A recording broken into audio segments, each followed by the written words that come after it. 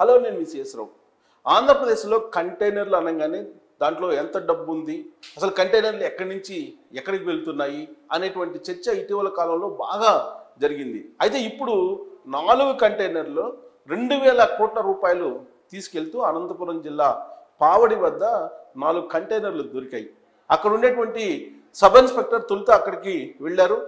ఆ కంటైనర్లలో డబ్బు ఉందని చెప్పి నిర్ధారించుకున్న తర్వాత అక్కడ పోలింగ్ ఆఫీసర్స్కి, అలాగే పోలింగ్ విధులు నిర్వహిస్తున్నటువంటి అధికారులకి, ఇన్కమ్ ట్యాక్స్ ఆఫీసర్స్కి తెలియజేశారు. దాంతో అక్కడికి వచ్చి ఉన్నారు. ఇక్కడ మనం కంటైనర్లు చూస్తున్నాం.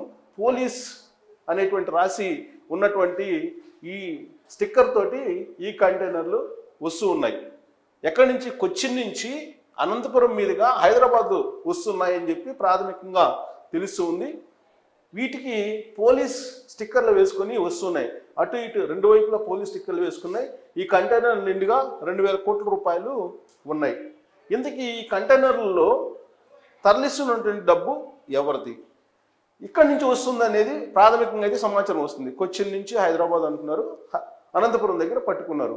అయితే ఈ డబ్బు ఎవరిది, అక్కడి నుంచి ఎందుకు తరలిస్తూ ఉన్నారు, అసలు ఈ కంటైనర్లో తరలించాల్సినటువంటి అవసరం ఏమొచ్చింది అనే దాని మీద ఇప్పుడు చర్చ జరుగుతుంది.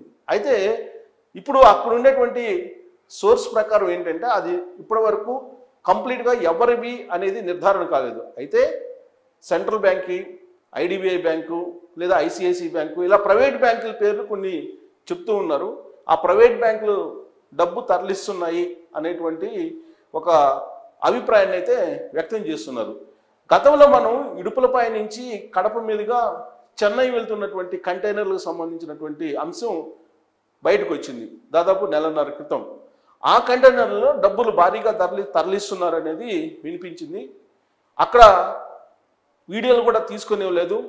మీడియాకి మాత్రం పోలీసులు ఆ కంటైనర్లలో డిఫెన్స్ సంబంధించినటువంటి వస్తువులు ఉన్నాయని చెప్పి అప్పట్లో చెప్పారు. ఆ తర్వాత ఆ కంటైనర్లు మాయమైపోయాయి కొన్ని గంటల వ్యవధిలో అనేది కూడా అప్పుడు వినిపించింది. సో మొత్తం మీద ఆ కంటైనర్లు చెన్నైకి వెళ్ళాయా లేదా కొచ్చిన్కి వెళ్ళాయా, కొచ్చిన్ నుంచి మళ్ళీ ఇప్పుడు హైదరాబాద్ తిరిగి వస్తున్నాయా అనేటువంటి అనుమానాలు ఈ కంటైనర్లు చూస్తే కనుక అర్థమవుతుంది. అప్పుడు కూడా 4 కంటైనర్లలో ఇలాంటివే వెళ్ళాయి. కడప నుంచి హైవేలో చెన్నై వైపు వెళ్తున్నటువంటి కంటైనర్లను అప్పుడు కూడా పట్టుకున్నారు. అయితే ఇప్పుడు ఎన్నికల షెడ్యూల్ వచ్చింది.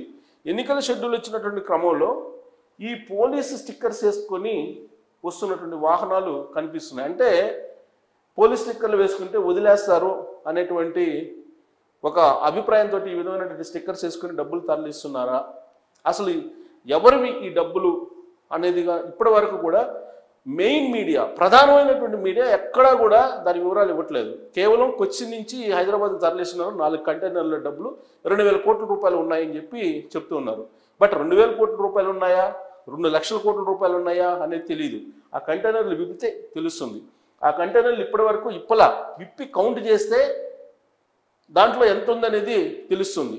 కానీ ఇప్పటి వరకు కూడా ఆ కంటైనర్ల లోపలికి వెళ్ళి దాన్ని కౌంట్ చేయలేదు. బట్ ప్రాథమికంగా వాళ్ళు చెప్తుంది ఏంటంటే కొన్ని ప్రైవేట్ బ్యాంకులకు సంబంధించినట్టు అమౌంట్ అని చెప్పి చెప్తున్నారు. కానీ దీని మీద రకరకాల అనుమానాలు ఉన్నాయి. ఇప్పుడు ఎలక్షన్ టైం, పైగా ఎలక్షన్ టైంలో గత ఎన్నికల ప్రక్రియను చూస్తే గత ఎన్నికల్లో ఏం జరిగింది అనేది ఒకసారి రివీల్ చేసుకుంటే కనుక కొన్ని మీడియా సంస్థలకు సంబంధించినటువంటి లైవ్ వ్యాన్స్లో డబ్బులు పంచినటువంటి దాఖలాలు ఉన్నాయి. అంతేకాదు ఏవైతే అంబులెన్సులు ఉన్నాయో అంబులెన్సుల్లో కూడా డబ్బులు తరలించినటువంటి దాఖలాలు ఉన్నాయి. ఇప్పుడు పోలీస్ వెహికల్స్లోనే డబ్బులు తరలిస్తున్నారు అనేది కూడా తాజాగా ఇప్పుడు జరుగుతున్నటువంటి ఎలక్షన్స్లో వినిపిస్తుంది. ఎస్పెషల్లీ ఆంధ్రప్రదేశ్లో జరుగుతున్నటువంటి ఎన్నికల్లో పోలీసులు చాలామంది కూడా వైఎస్ఆర్ కాంగ్రెస్ పార్టీకి కొమ్ము కాస్తున్నారు అనేది తెలుగుదేశం పార్టీ చాలా కాలంగా ఆరోపణలు చేస్తుంది. ఆ మేరకు రాష్ట్ర ఎన్నికల కమిషన్కి, కేంద్ర ఎన్నికల కమిషన్ కూడా కంప్లైంట్ చేశారు. కానీ బదిలీల విషయంలో మాత్రం నామమాత్రంగానే జరిగాయి. కేవలం కొంతమంది ఐపీఎస్లు, కొంతమంది ఐఏఎస్లు మాత్రమే ఎన్నికల విధుల నుంచి పక్కకు తప్పించాయి. కానీ ఎక్కువ మంది ఇప్పటికీ కూడా వైఎస్ఆర్ కాంగ్రెస్ పార్టీకి కొమ్ము కాస్తున్నారు పోలీసులు అనేది విపక్షాలు చేస్తున్నటువంటి ఆరోపణ, ఇంక్లూడింగ్ బీజేపీకి సంబంధించినటువంటి కీలక లీడర్లు కూడా కేంద్ర ఎన్నికల సంఘానికి కంప్లైంట్ చేశారు. ఏం చేశారు వాళ్ళు? పోలీసులందరూ కూడా అనుకూలంగా వ్యవహరిస్తున్నారు. ఎక్కువ మంది వైఎస్ఆర్ కాంగ్రెస్ పార్టీకి అన్ని రకాలుగా సహాయ సహకారాలు అందిస్తూ ఉన్నారు. ఆ పార్టీకి రిటర్నింగ్ ఆఫీసర్స్ కూడా స్క్రూటీ విషయంలో, నామినేషన్ స్క్రూటీ విషయంలో పక్షపాతంగా వ్యవహరించారు. అలాగే ఫ్రీ సింబల్స్ను కేటాయించేటువంటి విషయంలో కూడా రిటర్నింగ్ ఆఫీసర్స్ వన్ సైడ్ నిర్ణయాలు తీసుకున్నారు. గ్లాస్ గుర్తుని ఫ్రీ సింబల్ చేశారు. కేవలం అది కూటమికి నష్టం కలిగించేలా ఆ ఏర్పాట్లు చేశారు. ఇదంతా కూడా వైఎస్ఆర్ కాంగ్రెస్ పార్టీ చేస్తున్నటువంటి కుట్ర అనేటువంటి ఆరోపణలని అటు తెలుగుదేశం పార్టీ, బీజేపీ, జనసేన కలిసి రాష్ట్ర ఎన్నికల కమిషన్కి, కేంద్ర ఎన్నికల కమిషన్కి కంప్లైంట్ చేశారు. అయినప్పటికీ కూడా ఇప్పుడు అటు రిటర్నింగ్ ఆఫీసర్స్ కానీ లేదా పోలీస్ వ్యవస్థలో ఉండేటువంటి కొంతమంది కానీ డైరెక్ట్గా వాళ్ళు చేసేటువంటి వాళ్ళు చేస్తూ ఉన్నారు. ఈవెన్ పెన్షన్ కూడా 1వ తారీఖు రావాల్సినటువంటి పెన్షన్ని 2వ తారీఖు కూడా ఇవ్వలేదు. 2వ తారీఖు వచ్చింది, అయినా బ్యాంకులకు వేస్తామని చెప్పి ఇప్పుడు చెప్తూ ఉన్నారు. బ్యాంకులకు వేస్తే ఉన్నటువంటి ఇబ్బందుల కన్నా ఇంకా ఎక్కువ ఇబ్బందులు వస్తాయని చెప్పి విపక్షాలు చెప్తూ ఉన్నాయి. అయినప్పటికీ కూడా అక్కడ ఉన్నటువంటి చీఫ్ సెక్రటరీ జవహర్ రెడ్డి జగన్మోహన్ రెడ్డికి అనుకూలంగా ఉండేలా, కూటమికి వ్యతిరేకంగా మారేలా వృద్ధులకు సంబంధించి పెన్షన్లని బ్యాంకు అకౌంట్లో వేస్తున్నారు అనేటువంటి ఆరోపణలు సర్వత్రా వినిపిస్తూ ఉన్నాయి. ఇక డీజీపీ రాజేంద్రనాథ్ రెడ్డి చాలా కాలంగా ఆయన మీద అనేకమైనటువంటి ఆరోపణలు వస్తున్నాయి. ఆయన కనుసన్నల్లోనే ఆంధ్రప్రదేశ్ పోలీస్ మొత్తం కూడా నడుస్తూ ఉంది ఇప్పుడు ఎన్నికల సమయంలో. సో రాష్ట్ర ఎన్నికల కమిషన్కి, కేంద్ర ఎన్నికల కమిషన్కి కంప్లైంట్ చేసినప్పటికీ కూడా సరైనటువంటి రీతిలో చర్యలు తీసుకున్నందుకు వలన ఇప్పుడు ఆంధ్రప్రదేశ్ పోలీసులు సహకరిస్తూ ఉన్నారు వైఎస్ఆర్ కాంగ్రెస్ పార్టీకి కొంతమంది అనేది వినిపిస్తున్నాయి. ఈవెన్ ఎన్నికల కోడ్ వచ్చిన తర్వాత కూడా వచ్చినటువంటి తొలి రోజుల్లో డ్రగ్స్ కంటైనర్, విశాఖలో డ్రగ్స్ కంటైనర్ బయటకు వచ్చింది. ఆ డ్రగ్స్ కంటైనర్ బయట రాగానే ఆంధ్రప్రదేశ్కి సంబంధించినటువంటి కీలకమైనటువంటి పోలీస్ ఆఫీసర్స్ అక్కడికి వెళ్ళి సిబిఐ విచారణని అడ్డుకునేటువంటి ప్రయత్నం చేశారు. ఆ అడ్డుకునేటువంటి ప్రయత్నాన్ని కూడా సిబిఐ ఛార్జ్షీట్లో, ఎఫ్ఐఆర్లో పొందుపరిచింది. అంటే ఆంధ్రప్రదేశ్ పోలీసులు వైఎస్ఆర్ కాంగ్రెస్ పార్టీకి ఎలా అనుకూలంగా వ్యవహరిస్తున్నారో మనకు అర్థమవుతుంది. ఆ తర్వాత ఆ డ్రగ్స్కి సంబంధించినటువంటి వ్యవహారం రకరకాల రూపాల్లో తిరిగింది. సంజయ్ ఆక్వా ఎక్స్పోర్ట్స్ సంబంధించినటువంటి కంపెనీకి వెళ్ళింది. ఆ కంపెనీకి సంబంధించినటువంటి ఫైల్స్ అన్నింటిని కూడా సీజ్ చేశారు. ఆ తర్వాత ఆ కంపెనీ పక్కన ఉన్నటువంటి ఒక బస్సులో బాక్సులు ఉన్నాయి, ఆ బాక్సుల్లో డబ్బులు తరలించారు అనేది కూడా వినిపించింది. ఆ తర్వాత సీన్ కట్ చేస్తే సీఎంఓ ఆఫీసులో, తాడేపల్లి సీఎంఓ ఆఫీసులో ఒక కంటైనరు రివర్స్లో పార్క్ చేసి ఉంది. అసలు రివర్స్లో ఎందుకు వెళ్ళింది, ఆ కంటైనర్లో డబ్బులు తరలిస్తున్నారు అనేది అప్పట్లో తెలుగుదేశం పార్టీ సీరియస్గా చేసినటువంటి ఆరోపణ. దాని మీద క్లారిటీ ఇచ్చే ప్రయత్నం సీఎంఓ ఆఫీస్ చేయలేదు. అసలు రివర్స్లో ఎందుకు వెళ్ళాల్సి వచ్చింది, ఎగ్జిట్ మార్గం ద్వారా ఆ కంటైనర్ ఎందుకు సీఎంఓ ఆఫీస్కి వెళ్ళింది, ఆ సీఎంఓ ఆఫీస్ నుంచి డబ్బు కట్టలు తరలి వెళ్ళిపోయే కంటైనర్లు అని చెప్పి అప్పట్లో వినిపించినటువంటి ఒక ప్రచారం, అలాంటి ఆరోపణ కూడా తెలుగుదేశం పార్టీ చేసింది కూడా వైఎస్ఆర్ కాంగ్రెస్ పార్టీ మీద.